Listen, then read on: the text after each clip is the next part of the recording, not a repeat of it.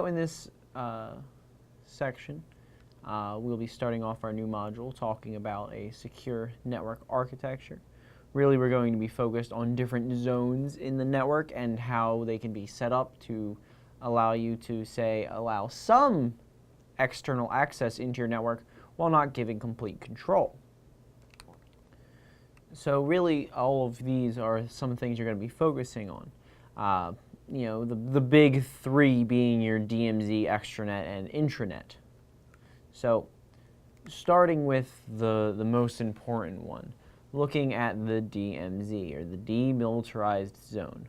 So this is a buffer zone, if you will, over your network, much like a DMZ is in real life. Here, I would be placing many of my public-facing servers.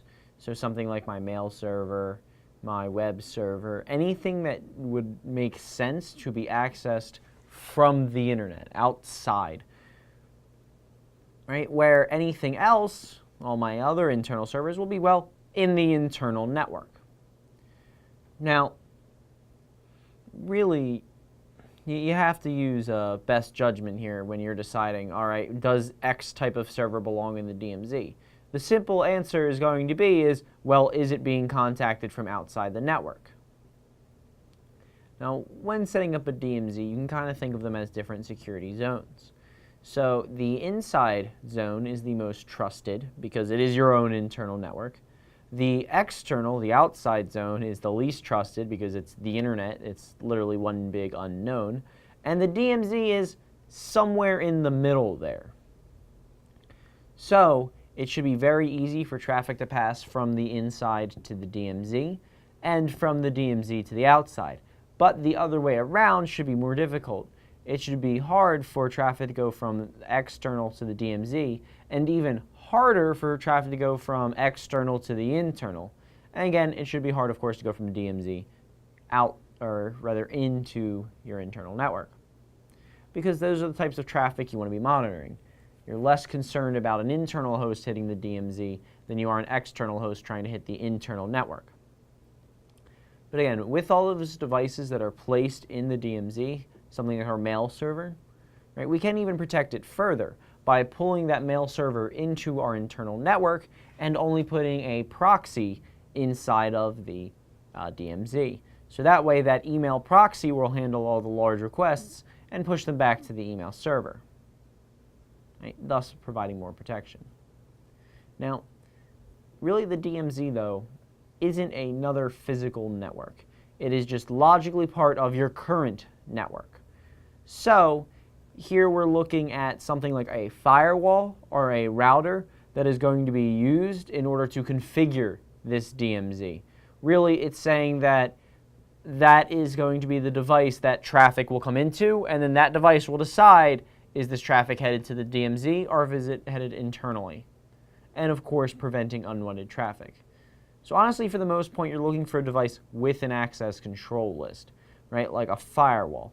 And honestly, for the router, it's really the firewall portion of the router that is helping to configure that DMZ. Now, again, there's also those internal and external networks. So an intranet is very simple. We've pretty much already talked about it before. It is an internal private network shared really just among the employees, right? Maybe there's some file sharing there, but it's all internal, and of course it's private. I think most people already really understand that concept. Now, there's also an extranet, which is an external network, but I'm going to add a little caveat. It is a private external network. So this is going to be useful when I've got a dedicated site between, say, my company and suppliers, vendors, partners, really anything. So the extranet, again, provides that private external connection, right? Allowing you to securely share that information with, and again, any of your suppliers, customers, so on and so forth. But another term you might hear this by is called a business-to-business website. Again, it's a website, well, that's going directly between two businesses. For example, maybe I'm talking to some wholesale timber supplier where I make quality wood furniture. Who knows, right? Any partnership between two businesses could be essentially bridged between this extranet, allowing them to communicate. Now, you wouldn't really want to give a business partner access to your intranet, though, because, again, sure, you're working with them doesn't mean that they suddenly get full trust, right? And that's where, again, that DMZ comes into play. A lot of those business-to-business sites are probably actually sitting on the DMZ.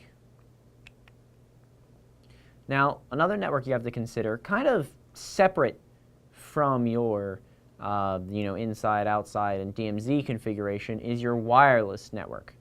Now, just because of its nature, your wireless network is going to be on the inside, because you're not going to have a wireless outside network unless you include satellite, but that's not really wireless.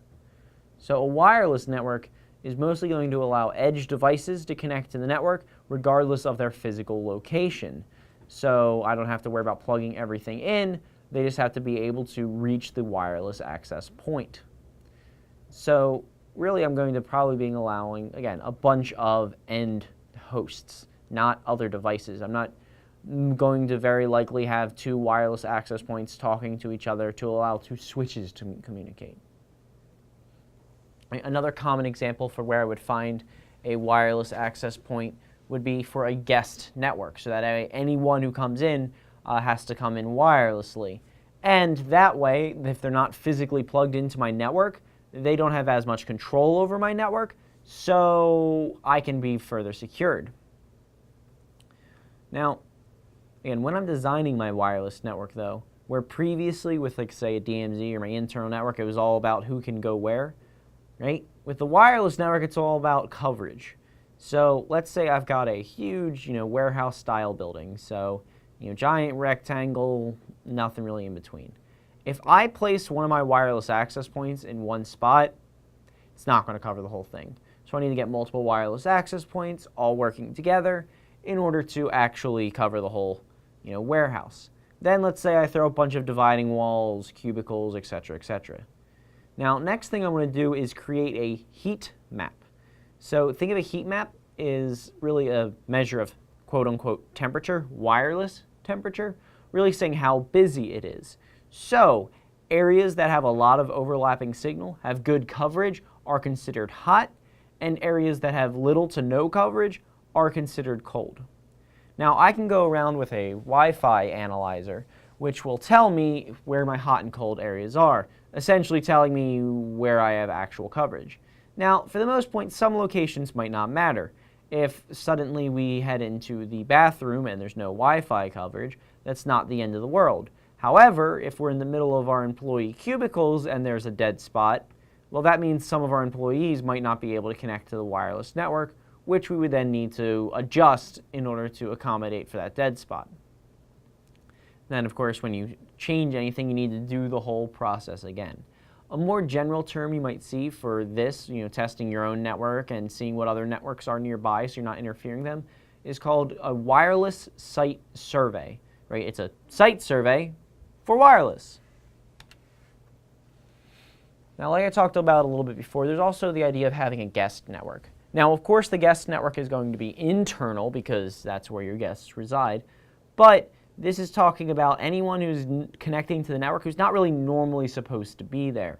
Whether talk about, again, being a hotel or an airport that's going to have many guests go through every day, or maybe we're talking still about a private company, but occasionally, I don't know, you get an outside trainer to come in, right?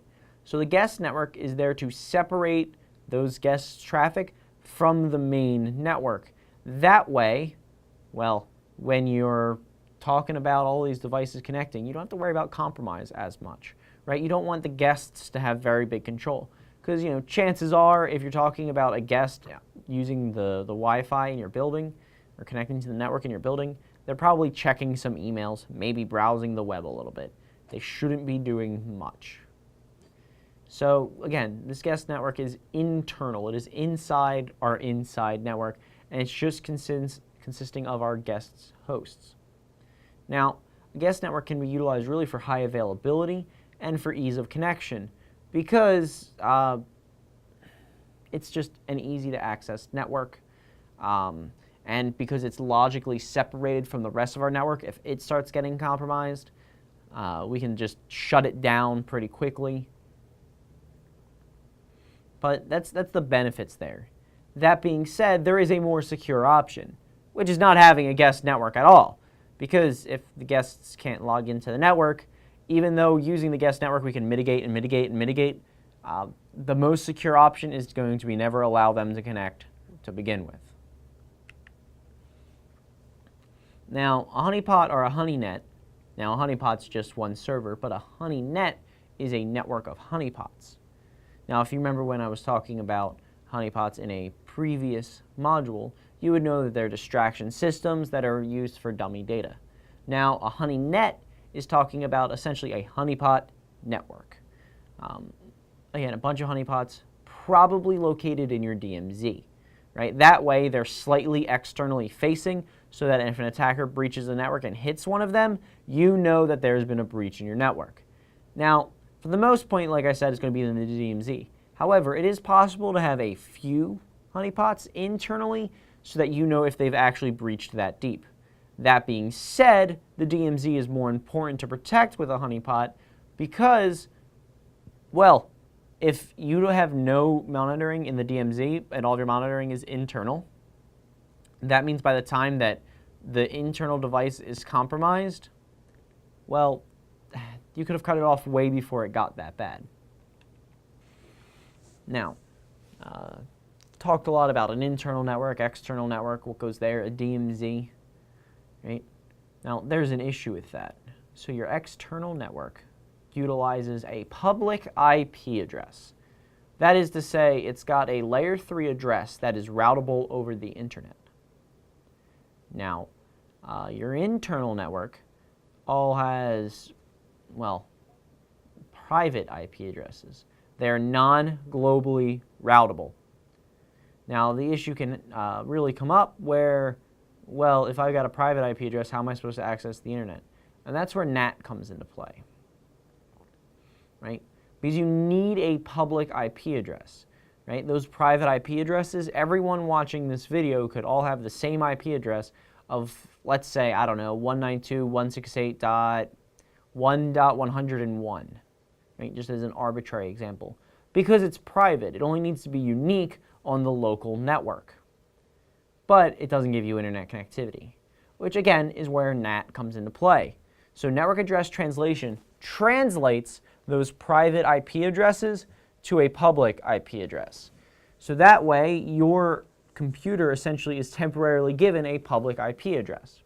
Now, it's really going to be working with a pool of public IP addresses, so let's say 5. Right? With 5 public IP addresses, 5 internal hosts can connect at the same time. Now, there's an issue here. So, at least, in today's day and age, most people don't have more than one IP address, especially when you're talking about a private residence. So, at my house, for example, I only have one IP address. However, and I mean, really, you can do a quick count, but how many computers do you have in your house? Right, I've got my desktop, 2 laptops, 3 gaming consoles, then all of my roommates, right? Had I been married, then my spouses would probably have a computer. If I had kids, they would probably have their own computer or tablet. Then you're looking at smartphones. You're looking at smart home technology. The list goes on, right? So I've got a huge number of internal devices and one public IP address. Right? And that's where port address translation comes into, or PAT. Right? It's a variation of NAT that allows for a single public IP address to translate for many, many private IP addresses. Now, here, it's no longer focused on which address is being translated to which other address because you only got one option. It's focused on a port number that is assigned to that translation. Now,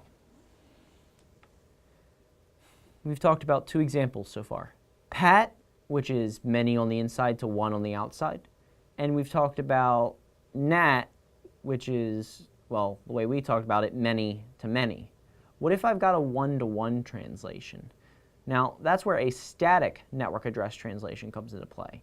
Now, this is useful for something like a web server, where I can statically assign that web server's IP address to a specific public IP address. That way, it really gets one other benefit. Since it is static, it can still get translated outside, but that means outside traffic can refer to that IP directly. When you're talking about dynamic NAT or PAT, that's going to allow inside to communicate to outside, but not the other way around. So static NAT is also two ways. So you can go directly to that server and from that server out. Now, when you're talking about a NAT server, sure, it's possible that some business has a dedicated NAT server somewhere. But honestly, this is really on your router at home, right? Your router takes care of that translation. Now, again, all of those different zones of the network all wrap together pretty neatly, right? There's the internal and external network, right, which has to be NATed between so that the internal networks can reach the external. Same with the DMZ, it's still using private IP addressing. And then, of course, there's your guest network inside of your internal network to accommodate for guests, and your Honeynet inside the DMZ, which is going to work as a distraction system in order to actually provide increased security. Now, next up, I want to talk about a few ways to actually, well, separate these networks from each other. Because right now, you're really bent on some firewall rules and where they're physically located. So the easiest way to accomplish this, although not always necessarily possible, is going to be physically isolating a device. So this physical isolation is really taking all of this device off the network. A common example of this would be like a certificate authority, which you'll see in Module 6, where since it doesn't need to be actively connected to the network, you take it off the network and you leave it off the network until it's needed later. Because if it's not connected to the network, you can't connect to it over the network, simply put. Now, and that being said, you also want to make sure that even though it's physically separated, it is in a secure location, because if I physically separate this thing from the network and then throw it in the middle of my lobby, it's not going to be very secure. Now, this might also refer to a whole network that you separate from the network. Maybe I've got one entire building that needs to be separated from the network, or can be rather. Now again, keep in mind not all devices can be separated this way. Right? If I'm talking about my web server and I separate that from the network, that means no one on the internet can reach my website. So it's not always an option, but given it being an option, it is going to be your most secure choice. Now, there's another word that you might see for this physical isolation, and it's commonly referred to as air gapping. Now, air gapping can refer to that physical isolation, really of a system, a few systems, right? Like I said, a small network. But this is more that technical term for actually physical separation, right? You're putting a gap of air between it. Now, technically, air gapping doesn't need to be purely physical. It can be reliant on, well, logically tunneled information, which is to say if I've got two servers on two different networks, but they're communicating over another network, if I create a secure tunnel through that network, it is considered air-gapped logically. But air-gapping, again, like physical separation, needs to make sure that you don't actually need to be connected to another network. Because if that, say, for the tunneling example, if the network I'm tunneling through requires access to one of those two devices that are being air-gapped, it's not going to be able to access those resources because they're air-gapped.